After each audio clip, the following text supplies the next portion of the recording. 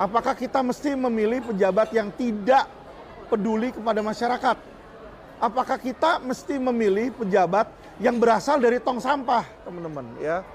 Yang sekolahnya itu tidak jelas, teman-teman, ya. Yang dimana kepeduliannya kepada masyarakat dipertanyakan. Saya mau mengambil topik tentang pilkada yang nanti ada di Jawa Tengah, teman-teman, ya. Jadi kita tahu di pilkada Jawa Tengah ini banyak menimbulkan kontroversial. Banyak yang menanyakan kepada saya, ya kan, apa pendapat saya tentang pilkada di Jawa Tengah. Saya akan memberikan pendapat saya ini dalam podcast yang mana ini adalah opini pribadi saya. Ya, ini adalah pendapat pribadi saya. Ya, yang saya sampaikan bukan bermaksud untuk mencemarkan nama baik atau mencemarkan, memfitnah seseorang, tetapi ini adalah apa yang saya pikirkan dan opini yang ada pada saya. Silakan teman-teman yang mau ikut-ikut, yang enggak juga nggak apa-apa di situ, ya. Saya mau kasih tahu teman-teman, ya. Ini ada berita di detik.com berjudul ditanya alasan ikut kampanye Lutfi Yassin, Jokowi bilang semua orang tahu. Jadi kalau kita lihat ada satu pasangan pilkada yang didukung oleh presiden-presiden Indonesia, ya, baik itu Presiden Prabowo maupun Presiden Jokowi. Ya, pasangan yang didukung adalah pasangan Ahmad Lutfi dan Yassin, teman-teman, ya. Dibilang di sini bahwa pasangan calon gubernur Jawa Tengah nomor urut 2, Ahmad Lutfi dan Tas Yassin di Banyumas. Mereka berkeliling kota naik kendaraan jenis hardtop. Jokowi menaiki jeep warna putih, berdiri sebelah supir, sedangkan di belakangnya berdiri Ahmad Lutfi, ya. Jokowi langsung dikerubungi masyarakat yang sudah menunggu. Ia tampak kesulitan berjalan sambil memenuhi permintaan foto. Kita tahu Ahmad Lutfi ini siapa, teman-teman? Adalah Kapolda Jawa Tengah. Di dalam artikel ini, Jokowi bilang bahwa Ahmad Lutfi dan dirinya sudah bersahabat sejak lama, teman-teman. Ya, nggak heran. Makanya kita lihat bagaimana dengan sistem KKN kolusi tersebut, orang-orang yang mencapai jabatan tinggi adalah orang yang mempunyai kedekatan dengan penguasa. Ya, jadi Jokowi bilang di sini bahwa dia sudah dia ikut karena dia sudah sahabat lama katanya, ya. Udah sahabat lama dengan Ahmad Lutfi. Berarti Ahmad Lutfi juga bisa naik pangkat, bisa jadi Kapolda dengan cepat karena sahabat Jokowi. Dan sekarang dia berhenti dari Kapolda, mau menjabat sebagai gubernur juga karena kedekatan dengan penguasa, teman-teman. Ini yang patut kita waspadai. Ya, kita patut waspadai. Seharusnya kita mau menaikkan orang menjadi pejabat berdasarkan integritas dan kemampuan atau kapasitasnya, bukan berdasarkan kedekatan dengan penguasa atau pejabat. Itu yang patut dicamkan, teman-teman. Hal kedua adalah kita sudah tahu bagaimana orang-orang yang tadinya berasal dari kepolisian ditempatkan menjadi pejabat, ya, menjabat, ya, berakhir tidak baik, berakhir buruk. Contohnya siapa? Contohnya yang paling jelas adalah Ketua KPK, teman-teman. Ketua KPK itu yang bernama Firly Bahuri berasal dari mana? Berasal dari Kapolda Sumatera, ya. Dia adalah bagian dari kepolisian. Saya sudah bilang sama teman-teman bahwa kepolisian ini banyak oknum. Sehingga tempat mereka, institusi mereka ini adalah bagaikan tempat sampah, teman-teman, ya. Mereka diajarkan di sana untuk memeras, menipu, ya, karena banyak dari mereka akhirnya jadi kayak Firly Bahuri, ya. Kapolda, sekelas Kapolda menjadi ketua KPK, akhirnya memeras koruptor di situ, teman-teman. Jadi teman-teman bisa lihat bagaimana, ya, jebolan-jebolan Polri itu yang menjadi pejabat akhirnya ketahuan ternyata mereka itu melakukan banyak kejahatan, ya. Bukan hanya itu, Ferdy Sambo ternyata seorang pembunuh dan ternyata katanya ditemukan 900 miliar lebih, ya, uangnya hasil dari judi katanya. Saya nggak tahu itu, ya, itu media yang bilang. Terus Teddy Minahasa, ya, menjadi gembong narkoba. Jadi kita lihat, teman-teman, bagaimana banyaknya faktor oknum di institusi kepolisian. Nggak kapok dengan hal tersebut, pemerintah dan penguasa masih juga mau mengambil orang-orang dari kepolisian, ya. Saya kasih tahu teman-teman, ya, pengalaman saya dengan Ahmad Lutfi.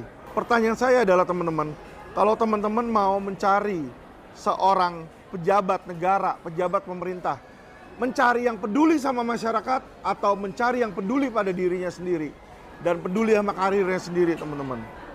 Tentu saja orang bilang pasti maunya mencari yang peduli kepada masyarakat, teman-teman. Ini bukti saya ya berkomunikasi dengan Kapolda Jawa Tengah. Jadi saya waktu itu mendapatkan informasi ada 3 lokasi judi di Jawa Tengah.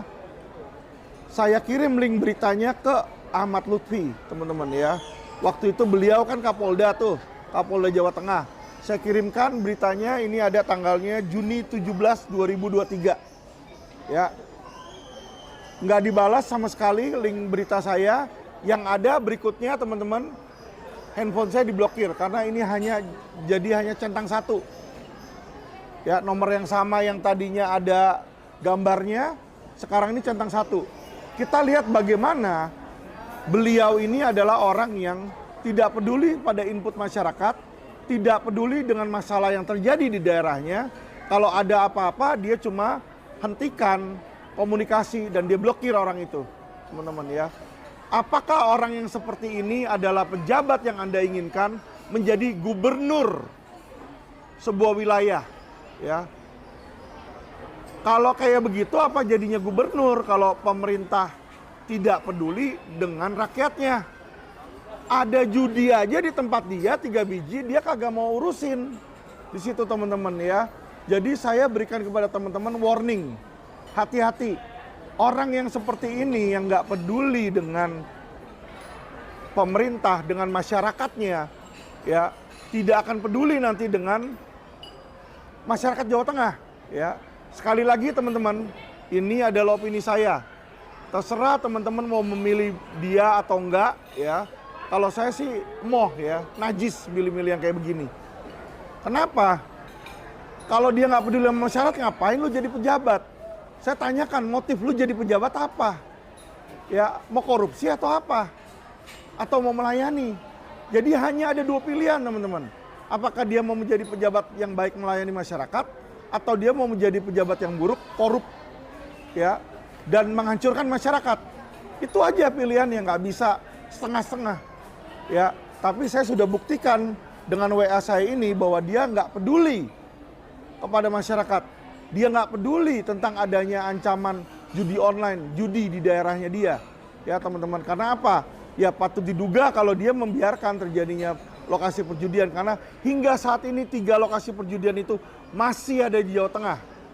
Menandakan biasanya kalau ada berarti ada yang melindungi, teman-teman ya. Ini terbukti kan dari judi online yang katanya Kominfo mau memblokir, ternyata justru dari Kominfo melindungi, teman-teman ya. Ini logika aja. Penegak hukum kalau dia nggak memberantas padahal dia tahu ada lokasi tersebut, berarti itu ada perlindungan dan pembiaran, teman-teman. Dan tidak pernah ada perlindungan dan pembiaran terhadap suatu kejahatan di suatu daerah jika tidak ada setoran, ya. Ini logika umum aja. Terserah teman-teman mau percaya dengan opini saya atau tidak. Balik lagi, ini adalah opini pribadi saya. Ya, ini adalah pemikiran pribadi saya. Yang dimana hak untuk opini saya ini diatur oleh Undang-Undang Dasar 45 Pasal 28 kebebasan berpendapat. Ini pendapat saya. Ya, jadi ini teman-teman patut kita waspadai. Hal terakhir teman-teman, ya yang patut teman-teman lihat, ini ada sebuah berita ya dari suara.com, adanya seorang wanita bernama Vanessa Nabila, ya yang mana dibilang oleh masyarakat dan netizen sebagai wanita simpanan dari Ahmad Lutfi. Bayangin teman-teman, seorang polisi punya wanita simpanan. Ya, apakah ini benar atau tidak? Tanyakan kepada suara.com. Tapi saya akan membacakan ya apa isinya di sini. Jadi isinya di sini isu simpanan seorang calon gubernur Pilkada 2024 ditanggapi bantahan selebgram bernama Vanessa Nabila. Jadi dia bilang dia membantah nih, dia bilang di situ ya. Alasannya dia bilang banyak sekali yang hujat saya, berita tentang saya dan Bapak Ahmad Lutfi. Jangan mudah percaya hoak katanya, saya pribadi tidak punya hubungan spesial.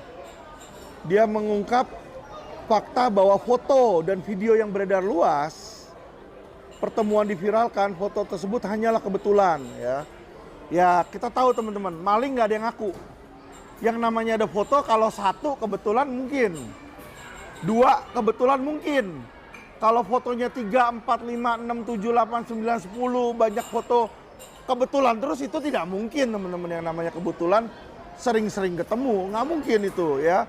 Terus bukan cuma itu aja, dibilang soal mobil mewah, diakui oleh Vanessa bahwa kendaraan tersebut memang milik Ahmad Lutfi.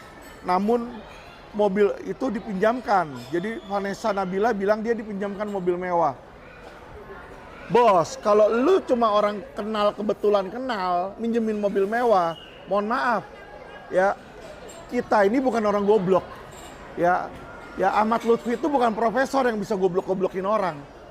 Ya kalau dia bilang dia pinjemin, coba masyarakat ketemu dia aja, kita WA dia aja kagak dibales. Ya, orang-orang aja WA dia kagak dibales. Masa orang kebetulan dikasih pinjem mobil mewah? Nggak mungkin lah, lu kalau nggak ada hubungan spesial sama seorang wanita, namanya laki-laki, lu nggak punya hubungan spesial dengan wanita, nggak mungkin wanita itu lu kasih pinjem mobil, ya. Nanti lu dikasih duit dibilang kebetulan doang, dikasih duit pinjam, semua juga lu bilang pinjam. Ya itu, ini hal yang seperti ini harusnya diperiksa.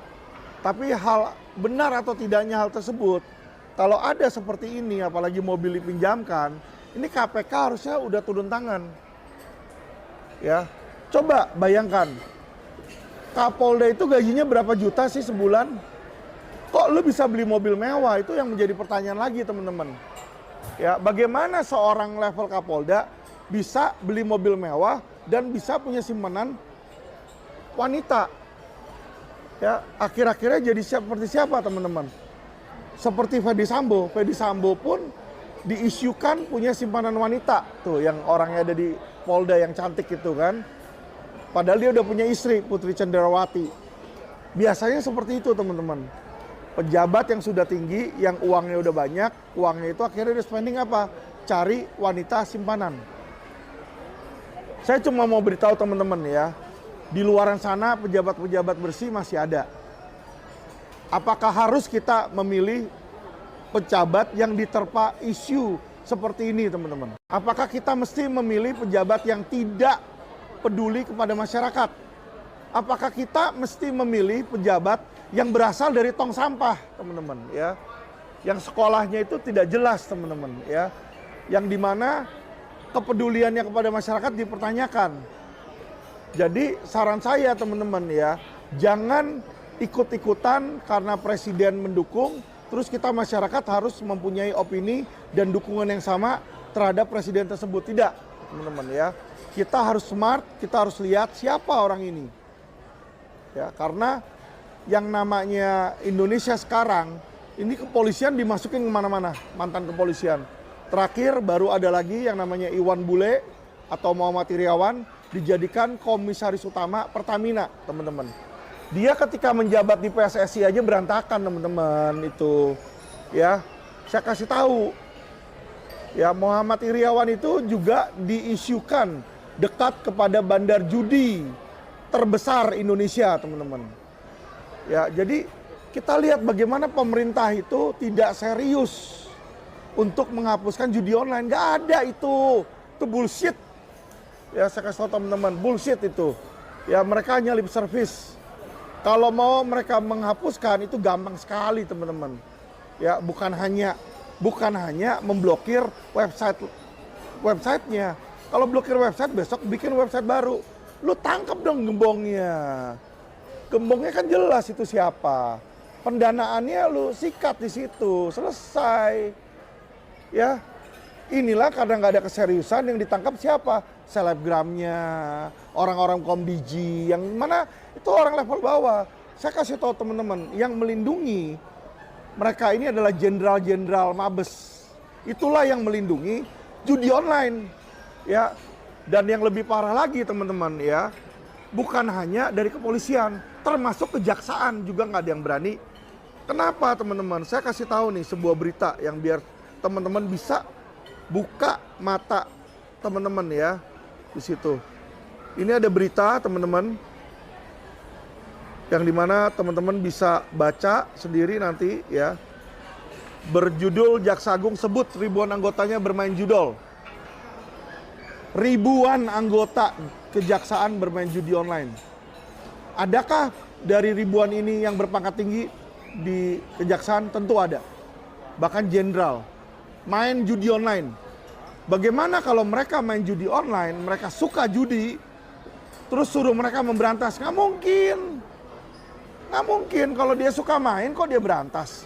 Dibilang di sini bahkan ya, Jaksa Agungnya bilang anggotanya bermain judol hanya iseng katanya. Dijawab oleh Ketua MUI, masa isengnya langgar hukum dan langgar norma? Teman-teman bisa bayangkan, itulah bejatnya aparat penegak hukum kita. Aparat penegak hukum kita merasa bila itu adalah aparat, dia melanggar undang-undang. Bos, bermain judi itu sudah melanggar undang-undang loh. Pasal 303 KUHP, KUH pidana itu sudah dia langgar. Ada ancaman pidananya 10 tahun. Ya, masa anggotanya dia melanggar pidana, dibilang nggak apa-apa, hanya iseng. Ya, jadi apa ini? Kekebalan hukumkah di sini? Bagaimana aparat penegak hukum yang merupakan bagian dari judi online bisa memberantas judi online? Mustahil. Itu yang disebut orang Arab hil yang mustahil, ya. Kalau bahasa Cinanya itu ya moyung, ya. Nggak mungkin itu.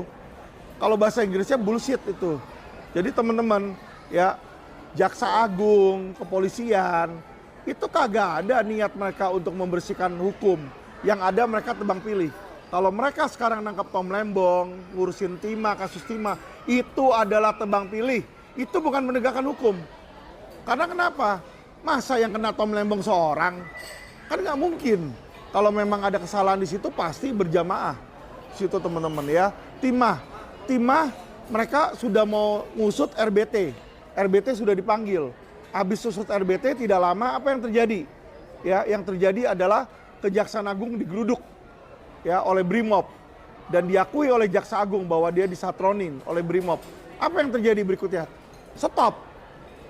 Penyidikannya stop, udah nggak naik lagi ke atas. Ya, disinilah kita lihat bagaimana seorang Jaksa Agung nggak punya nyali, nggak punya kejantanan. Ya, Jaksa Agung tuh hanya beraninya sama masyarakat kecil, teman-teman. Ya, kepada hal-hal yang misalnya kenapa Tom Lembong dia berani? Karena Tom Lembong tidak memiliki kekuasaan lagi sekarang. Ya, berada pada pihak posisi yang kalah, yaitu Anies, teman-teman. Coba berani nggak dia melabrak pendukungnya Jokowi atau pendukungnya Prabowo? Saya yakin dia pun akan kencing di celana di situ. Ya, jadi teman-teman, saya ingin masyarakat supaya tahu kenyataannya. Jangan kita lihat berita yang ada di media dan kita langsung ambil aja mentah-mentah, teman-teman. Karena sebagian besar di situ sudah dipoles dan sudah dibikin bagaimana yang enak untuk didengar untuk masyarakat. Ya, dan mereka menutup-nutupi hal-hal buruk, buku-buku hitam yang ada. Oke, terima kasih teman-teman dan salam cerdas hukum.